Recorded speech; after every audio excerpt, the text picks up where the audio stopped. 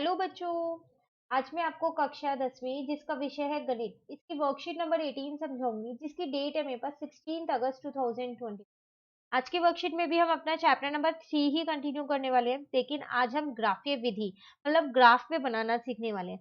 Last worksheet में हमने एक क्वेश्चन, लास्ट वाला मैंने आप लोगों को कहा था कि आप ग्राफ पे खुद से बना के देखिएगा, तो कुछ बच्चों को उस क्वेश्चन में दिक्कत थी, है ना।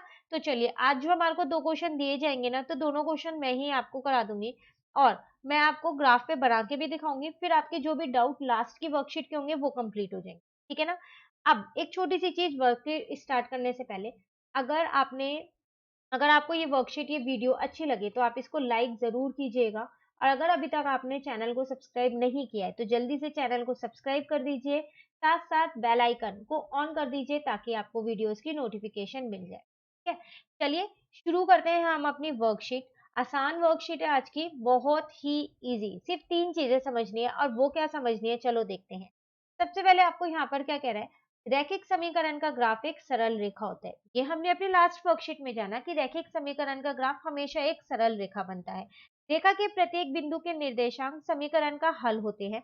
रैखिक समीकरण के युग्म के लिए दोनों रेखाओं के उभयनिष्ठ बिंदु हल होते हैं। तो देखो, जो रैखिक समीकरण का ग्राफ बनता है ना, वो एक जो सरल रेखा बनता है, उस रेखा पे जितनी भी बिंदु होती है ना, वो हर एक बिंदु उस समीकरण का हल है, हर एक बिंदु है, ठीक है।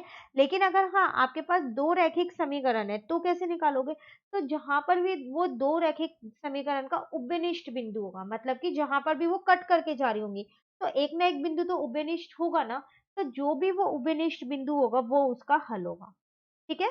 उसके बाद यहाँ पर आपसे कह रहा है कि दो चर वाले रैखिक समीकरण के युग्म को ग्राफ बनाकर हल करने की विधि को ग्राफीय विधि कहते हैं। तो जब भी आप दो चर वाले रैखिक समीकरण, ठीक है, इनके जो बिंदु होते हैं, निर्देशांक होते हैं, उनको ग्राफ पे दिखाते हैं, उसे ही हम ग्राफीय विधि बोलते हैं, ठीक है। चलिए आगे आपसे यहाँ पर क्या कह रहा है, दो चर वाले रैखिक समीकरण के युग्म। अब अगर हम इनका मानक रूप देखें कि जो ये रैखिक समीकरण है दो चर वाले, होते कैसे हैं, तो कैसे होते हैं, a1x plus b1y plus c1 is equal to 0, a2x plus b2y plus c2 is equal to 0, ये है इनका मानक रूप।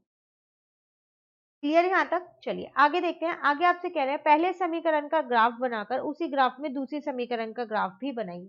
तो आपको क्या करना है, एक ही ग्राफ पे या फिर कॉपी में जब आप ग्राफ बनाओगे तो एक ही पे आप क्या करोगे, पहले समीकरण का ग्राफ बना के दिखाओगे, एक सरल रेखा आएगी, फिर उसी ग्राफ में आप क्या करोगे, दूसरी समीकरण का ग्राफ बनाओगे, वो भी एक सरल रेखा आएगी। अब जो वो सरल रेखाएं आई हैं वो तीन तरीके से आ सकती हैं, ये हमने अपनी लास्ट वर्कशीट में भी सीखा था। प्रतिच्छेदी, समांतर और संपाती, तीन रेखाएं हो सकती हैं। चलिए आज उनके बारे में कुछ और नया जानते हैं। तो देखो आपके पास यहाँ लिखा है तीन स्थितियां हो सकती हैं। पहली स्थिति है प्रतिच्छेदी बिंदु, बिल्कुल हो सकती है, के निर्देशांक रेखाओं को अद्वितीय हल देते हैं। मतलब अगर आपके पास प्रतिच्छेदी रेखा आती है तो उसका जो आपका हल है, तो उसका सिर्फ एक ही हल होता है जहां पर भी वो बिंदु कट कर रही है। तो देखो ये रे, यही कट कर रही है, तो एक उभयनिष्ठ बिंदु है, तो इसका एक ही हल निकले। लेकिन हाँ, अगर समांतर रेखाएं आई जैसे कि ये है, तो इसमें तो कहीं भी उभयनिष्ठ बिंदु है ही नहीं, तो फिर क्या इन दो रैखिक समीकरण का कोई भी हल नहीं है। बिल्कुल सही, इन दो का फिर कोई भी हल नहीं है। तो देखो अगर कोई उभयनिष्ठ बिंदु नहीं है तो कोई हल नहीं है, वही चीज लिखा है, कोई उभयनिष्ठ बिंदु नहीं तो कोई हल नहीं। तो हमने जब लास्ट वर्कशीट में क्वेश्चन किया था ना, तो एक ग्राफ में हमारी ऐसी समांतर रेखाएं बनी थी, ठीक है। तो कई बच्चों को डाउट था कि जब प्रतिच्छेदी रेखा बन जाती है तब तो चलो हम हल निकाल लेते हैं, लेकिन जब समांतर रेखाएं होती है तो कैसे हल निकालें, इसमें तो कोई उभयनिष्ठ बिंदु होती ही नहीं।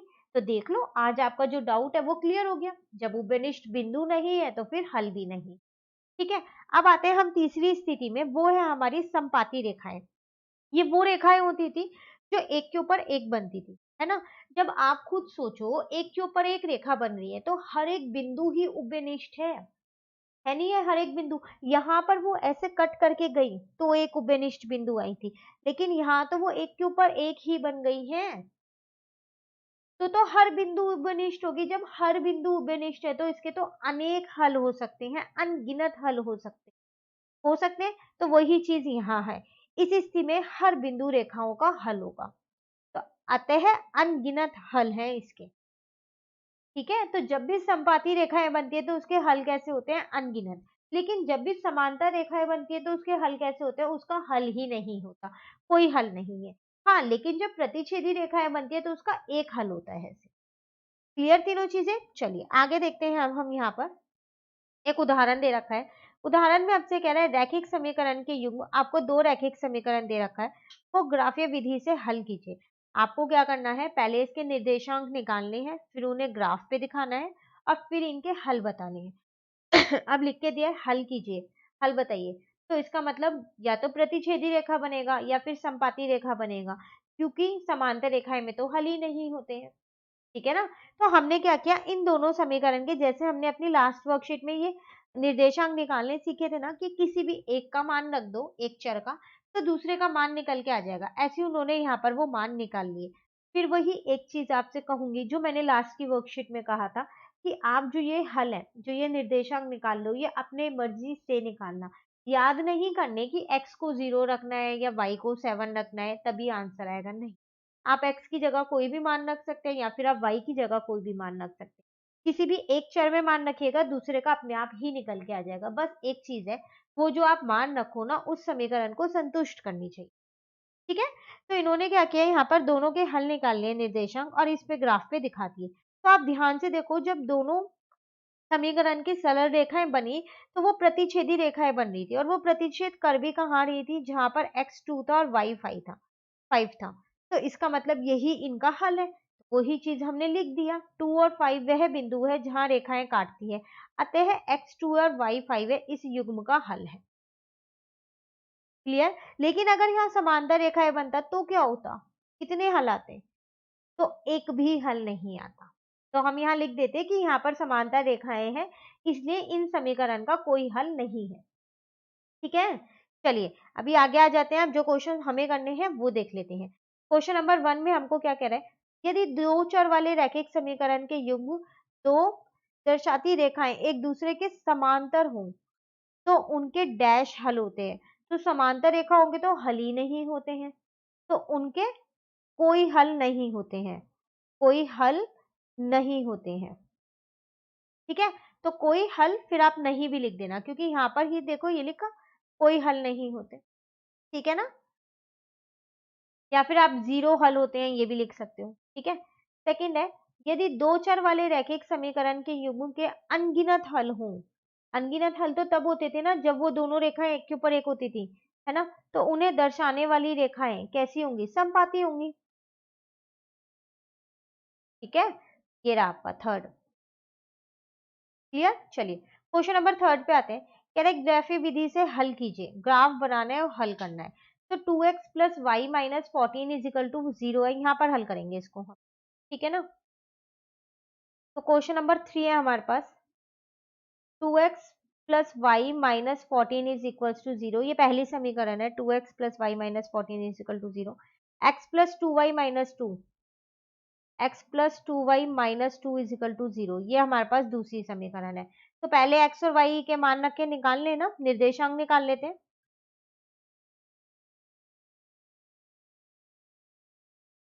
चलो यहाँ पर तो समीकरण एक लेते हैं यहाँ। तो 2x plus y is equal to 14 कर देती हूँ। ठीक है? अब एक बार मैंने यहाँ पर y का मान 0 रख दिया, तो 2x plus 0 is equal to 14।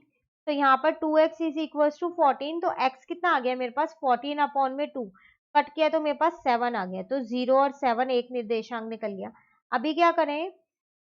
दूसरे में x को ऐसा करते हैं 2 रख देते हैं। तो 2x प्लस 2, एक सेकेंड, यहाँ पर 14 ही था ना, 4 रख देते हैं। ठीक है? क्योंकि अगर 2 रखेंगे ना तो फिर बहुत बड़ा ग्राफ बनाना पड़ेगा। तो यहाँ पर आ जाएगा 2x इज इक्वल टू 10, यहाँ पर x कितना आ जाएगा? 5 आ जाएगा। ठीक है? तो यहाँ रख देते हैं, 4 रखा तो x 5 आ गया। क्लियर? सिर्फ कुछ नहीं किया मैंने, y का मान रखा है। अच्छा यहाँ पर भी चेंज कर देती हूँ, मैं 4 कर देती हूँ यहाँ भी। x की जगह सिर्फ मैंने 4, y की जगह मैंने 4 रखा तो मैंने यहाँ से x का मान निकाल लिया। फिर आपसे कहूंगी आपकी मर्जी, आप कोई से भी मान यहाँ पर रख सकते हैं। ठीक है? चलिए अब हम दूसरी वाली समीकरण का देखते हैं। तो x plus 2y is equal to 2 कर देते हैं। ये माइनस का 2 है, इसको उधर ले गई मैं। अभी एक बार तो y की जगह 0 ही रख लेते हैं, तो x प्लस 2 इंटू में 0 इज इक्वल टू 2 हो गया, तो यहाँ से x का मान कितना आ गया, 2 आ गया है। ठीक है, एक बार ऐसा करते हैं, x को 0 रख देते हैं, या फिर आप y को, चलो y का मान रख लो, y को 1 रख दो, कुछ भी रख सकते हो वैसे आप, x और y ऐसा कुछ नहीं है। तो x प्लस 2 इंटू में 1 इज इक्वल टू 2 हो जाएगा, तो x plus 2 is equal to 2, ये उधर जाएगा तो माइनस का हो जाएगा, x की वैल्यू 0 आ जाएगी, तो ये 1 है तो ये 0 है। क्लियर, बनाए हम अब इसे ग्राफ पे। चलो अब पहले हम यहाँ ग्राफ बनाते हैं, तो x अक्ष और y अक्ष बनाना है। ठीक है,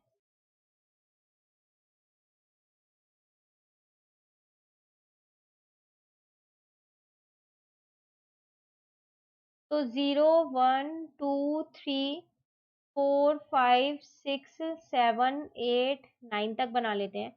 1 2 3 4 5 6 7 8 9 10, -1 -1 -2, माइनस वाले हमने लिए ही नहीं है तो इन्हें एक एक दो दो लिख के ही छोड़ देते हैं।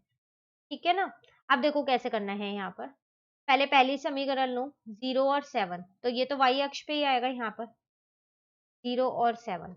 ठीक है, उसके बाद दूसरा निर्देशांक है, आपने x5 लिया है तो y4 है, यहाँ कहीं आ जाएगा, लिख देती हूँ 5 और 4 है ये। अब इसको क्या करो, आप बिल्कुल माप के बनाना पेंसिल और स्केल से, और ये भी पेंसिल और स्केल से खींचना है, तो आपकी एकदम सरल रेखा बनेगी यहाँ पर। ठीक है, दूसरे समीकरण के देखते हैं।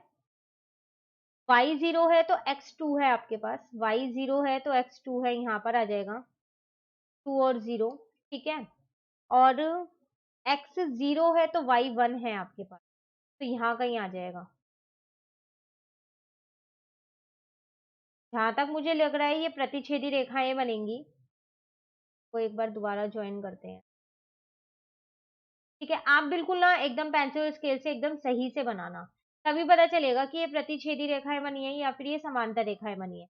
मैं यहाँ पर लिख देती हूँ, समीकरण पहली क्या थी हमारे पास, x plus 2x plus y minus 14 की है। ठीक है, और दूसरी वाली सरल रेखा है x प्लस 2y माइनस 2 की है, यहाँ लिख देते हैं। ठीक है, ये y अक्ष है, ये x है, ये y है, ये x है, ये सब लिखना बहुत जरूरी है, नंबर कट जाते हैं नहीं तो, और ये y है। तो अभी आप इसको क्या करना, बिल्कुल नीट एंड क्लीन पेंसिल और स्केल से बनाइएगा। ठीक है, उसके बाद आप मुझे कमेंट करके बताना कि ये प्रतिच्छेदी रेखा ये बन रही है या फिर ये समांतर रेखा बन रही है। मेरे हिसाब से 90% प्रतिच्छेदी रेखा बनेंगी। ठीक है, तो चलिए फिर आप कंफर्म करके मुझे बताइएगा, क्योंकि आपको ये कॉपी में बनाना ही है, जल्दी से ड्रॉ कीजिए और कमेंट करके बताइए कि क्या बना आपका, प्रतिच्छेदी आई या समांतर रेखाएं आई। ठीक है, चलो नेक्स्ट करते हैं। अच्छा, आपको हल लिखने हैं इसमें, एक बार देख लेते हैं, हल लिखने हैं। हाँ, हल करना है आपको। तो क्या करोगे, जहां पर भी ये कट हो रहा होगा तो आप x और y का मान यहाँ पर लिख देना, फिर जो भी आपका मान आएगा हल करके, अगर प्रतिच्छेद नहीं है। लेकिन अगर समांतर है तो लिख ही देना कि इसका रैखिक समीकरण के कोई हल नहीं है। ठीक है, चलिए क्वेश्चन नंबर, लास्ट क्वेश्चन पे आ गए ना हम, 4 पे। जल्दी से समीकरण लिखते हैं, उसको भी हल ही करना है। तो x minus y minus 6 is equal to 0 है, और दूसरी है आपके पास 2x माइनस 2y प्लस 2। ठीक है, तो देखो इसको लिख लेते हैं, x minus y is equal to 6 लिख लेते हैं, ये माइनस का था इधर जाके प्लस का कर दिया। अब यहाँ पर हम क्या करते हैं, मान रख के देखते हैं। तो x minus y is equal to 6 है आपके पास, y को एक बार मैंने 0 रख लिया है, तो x minus 0 is equal to 6, तो x का मान 6 आ जाएगा। ठीक है, एक बार मैंने y को 6 रख लिया है, तो x माइनस 6 है, बहुत बड़ा आ जाएगा, 6 नहीं रखते हैं क्योंकि फिर ग्राफ बहुत बड़ा बनाना पड़ेगा, कुछ और सोच लेते हैं। आप कॉपी में बनाओ ना तो रख सकते हो, आप ऐसा नहीं है तो नहीं रख सकते, 1 रख लेते हैं चलो। तो x minus 1 is equal to 6 आ जाएगा, तो x का मान यहाँ से 7 आ जाएगा। ठीक है, क्लियर। चलिए दूसरी समीकरण जल्दी से हल कर लेते हैं। यहाँ सबसे पहले ना मैं 2 को उपनिष्ट कर रही हूँ, क्यों कर रही हूँ, ताकि ना मेरी समीकरण थोड़ी सी छोटी हो जाए। अब देखो ये 2 यहाँ मल्टीप्लाई कर दूसरी साइड जाके डिवाइड का हो जाएगा, तो 0 बन जाएगा। ठीक है, तो अभी हम यहाँ पर x minus y is equal to -1 कर देते हैं। अब y की जगह हम क्या करते हैं, एक बार 0 पुट करते हैं, तो x minus 0 is equal to -1, x का मान -1 आ जाएगा। तो यहाँ लिख देते हैं। अच्छा, हमने इसका बॉक्स नहीं बनाया है, यहाँ बना देते हैं, ठीक है। आप वहीं नीचे बना दीजिएगा, मैं भूल गई बनाना ये। उसके बाद अब क्या रखें, बताओ क्या रखें अब। 1, तो हम 1 रखेंगे तो कितना आएगा, -1। चलो 1 रख लेते हैं, y की जगह एक बार 1 रख के देख लेते हैं। तो x minus one is equal to -1 हो जाएगा। तो x is equal to -1 plus 1 हो जाएगा, वहां जाके ये प्लस का हो जाएगा, तो x कितना आ जाएगा, 0 आ जाएगा। तो x 0 आ जाएगा जब y 1 था, ठीक है। अब दिखाएं इसे ग्राफ पे, यहाँ बनाते हैं इसका ग्राफ। बिल्कुल ध्यान से देखेगा, क्योंकि फाइनल आंसर आपको ही बताना है मुझे कमेंट करके। और सब जने एक ही बार में सही से ही बनाइएगा, क्योंकि सबके आंसर तो सेम ही आएंगे। चाहे आप निर्देशांक अलग अलग निकाल लो, वो अलग बात है, लेकिन हाँ, ये सबका सेम होना चाहिए कि सबकी प्रतिच्छेदी रेखाएं हैं या समांतर रेखाएं हैं, वो अलग नहीं होगा, ठीक है ना। तो चलिए देखते हैं कि इसका क्या आंसर आता है।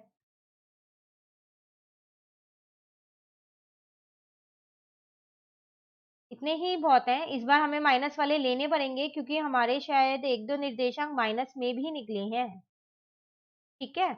ये x हो गया, ये y हो गया, ये x हो गया, ये y हो गया। चलिए दिखाते हैं, पहली समीकरण देखते हैं। x है 6, y है 0, यहाँ पर आ जाएगा।